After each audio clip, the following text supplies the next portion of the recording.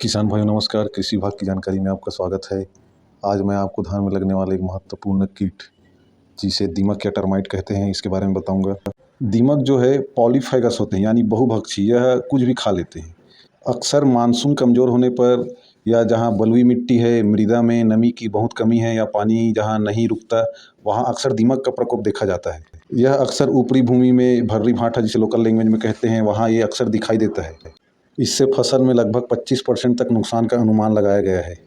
तो बात करते हैं टर्माइट यानी दीमक के लक्षण के, तो यह पौधों की जड़ों को मुख्य रूप से काटती रहती है, जिससे पौधा सूखने लगता है। कई जगहों पर जैसे कच्चा गोबर खेत में डाल दिया जाता है, तो हमें कभी भी ऐसा नहीं करना चाहिए, क्योंकि अधसड़े या कच्चे गोबर ही दीमक का खाना होते हैं और ऐसी परिस्थिति में यह अंकुरित होने वाले बीजों को भी खाता है। अक्सर यह मेड़ के किनारे और ज़मीन की सतह पर या ज़मीन के नीचे यह कीड़ा देखा जाता है।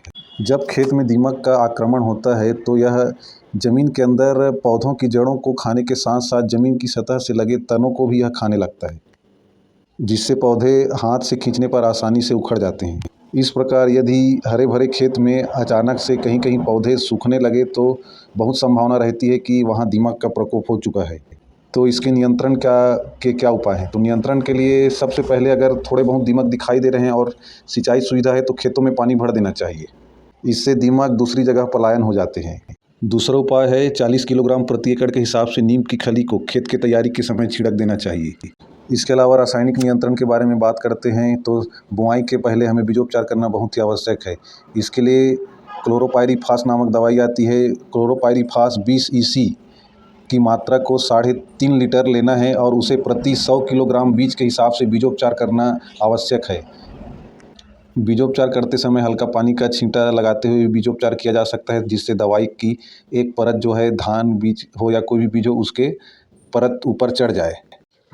इसके अलावा यदि धान बुआई करके 15-20 दिन हो गया है या रोपा लगा के हफ्ता 10 दिन का समय हो गया है तो फिप्रोनिल 0.3% दानेदार जो दवाई आती है उसका 5 किलोग्राम प्रति एकड़ के हिसाब से रेत में मिलाकर इसका छिड़काव करना चाहिए।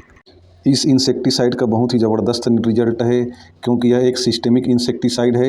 यह पौधों की जड़ों में बहुत ही जल्दी अवशोषित होकर पूरे पौधों के सिस्टम में फैल जाता है।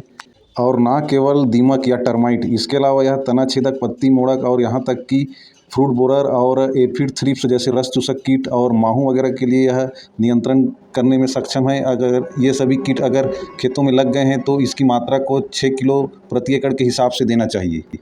इसकी प्रभाव अवधि 15-16 दिनों तक होती है।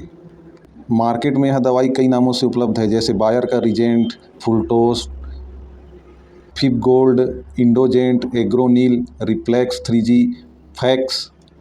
इसके अलावा यदि धान जो है 45 दिन से ऊपर हो गया है और गभोट अवस्था में है लेकिन दीमक का प्रकोप देखा जा रहा है तो इसके लिए क्लोरोपाइरीफास 50% प्लस साइपरमेथ्रिन 5% का कॉम्बिनेशन वाला दवाई का यूज करना चाहिए। इस लिक्विड दवाई को सिंचाई पानी के साथ देना चाहिए और इसकी मात्रा है 500 से 600 ml प्रति एकड़।